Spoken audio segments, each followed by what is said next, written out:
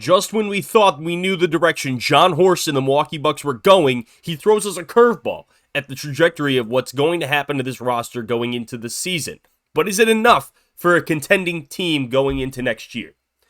I'm Jake Finnerty, and welcome on into Bucks Digest. If you want to keep it locked on all things Milwaukee Bucks, make sure to hit that subscribe button down below. 93% of our viewers are not subscribed. Make sure to hit that subscribe button to stay up to date on absolutely everything Milwaukee Bucks, including this news, because Jon Horst over the weekend just shared some interesting information with us. But before we get to that really big information, let's get to a little bit of praise that he kind of gave a guy that he brought in during the offseason. In an article with The Athletic, he had a one-on-one, a Q&A, kind of breaking down all of the moves from the offseason. And one guy he really liked talking about was Delon Wright. Bringing in Wright was a very big move for him, and was the first move, of course, if we remember that. And he says, Delon just gives us a ton of flexibility. He was not only an early target, but a top target for us. He wanted to contribute to winning, wanted to be a part of a great culture, wanted to play with people he's familiar with, and in a system he thought he could exist in. I think this is huge for your GM to really go out there and talk about Delon Wright, a guy that kind of flew under the radar as a free agent signing, or flew under the radar in general as kind of an underrated, not really was anyone's first pick for what the Bucks were going to do. I think it's very good to have this much praise around him. Obviously, we knew going into the offseason, first things first was we needed defense. We needed versatility on the defensive end of the ball, and we got that, especially with the absence of Patrick Beverley coming and the likelihood that they weren't going to re-sign him as he's now gone overseas to play in Israel. It was kind of, you needed to fill that gap. Beverley provided you with some defense down the stretch, some defense in positions where you needed it during, some injuries during the end of the year, end of the season. And really, this kind of was a good substitute, and even a better substitute, kind of hitting the upgrade button, as I think all three moves really were this offseason, was hitting an upgrade button on a guy that we lost. I think this right here is kind of exactly that, because while Delon may not get you as much offensive scoring, he does provide you with a lot of great playmaking, a lot of pesky poking the ball, steal type of plays, and definitely some great versatile guard defense. So I think Delon really fits in well, and obviously we see it here. Jon Horst sees it as well. But with the biggest news coming, I think it's really a shock to most of us to hear this come out of Jon Horst's mouth, and that is that Brook Lopez is basically staying. He said in this interview with The Athletic, "It's my job to take calls, but Brook has been and will continue to be core to who we are. I hope that Brook retires as a Milwaukee Buck. That's been a goal since we originally got him." Now, not that I completely hate or dislike this move. Brook Lopez obviously won a championship with Milwaukee, is still providing a lot of great three-point asset to this team, especially when you're looking at it depth-wise.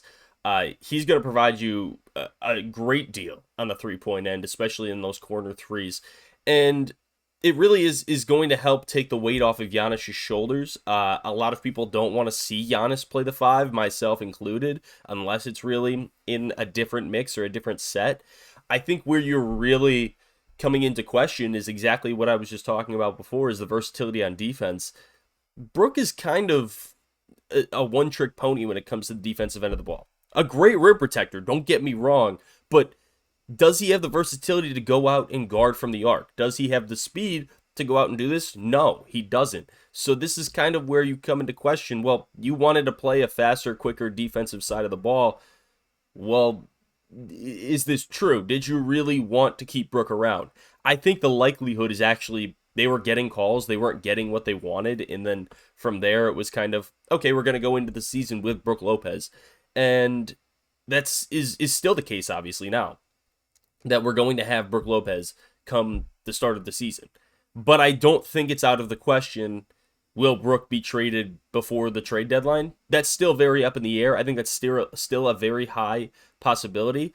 But you're also looking at a team that kind of had some issues last year because of injuries. Really fell back because, in their season ultimately was decided on injuries. Giannis being out at the end of the year, Dame battling through an injury in their playoff series.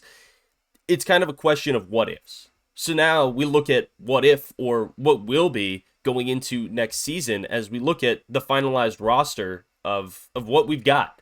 Of course, you see on the bottom there the 3 additions that we brought in: Taurean Prince, Gary Trent, and Delon Wright. But you look at the roster above. Well, Beauchamp I don't see getting much playing time. I think you're going to be rocking a very shallow rotation here where, in the NBA nowadays, you don't really need super, super deep type of play. But I think you also should have a little bit of versatility. The problem being you don't have really a lot of guys in that big role. You have Brook Lopez, you have Bobby Portis, Giannis potentially playing that 4 or 5 for you. What else do we have? And this team being bottom half of the league in bench scoring as well last year, you fixed your needs. You filled your holes on people that you lost. You upgraded from Patrick Beverley getting Delon Wright. You filled in the gap of Malik Beasley with Gary Trent, probably actually an even better signing than Malik Beasley would have been. And Taurean Prince even replacing whether it be Jay Crowder or, whoever you really want to say else, because Taurean honestly is going to be a very solid guy coming off the bench here. He's going to be that 7 or 8 guy behind Portis, and hopefully AJ Johnson there can develop as well. But the real question is, can this roster get it done? Can this roster be the roster that competes in the East? Because you're going against teams that are Joel Embiid, Tyrese Maxey, Paul George. You got the big Villanova 3 in New York, as well as whatever their next shining star, Isaiah Hartenstein, is next. And then you have the NBA champion Boston Celtics. The Bucks were the 2 seed last year.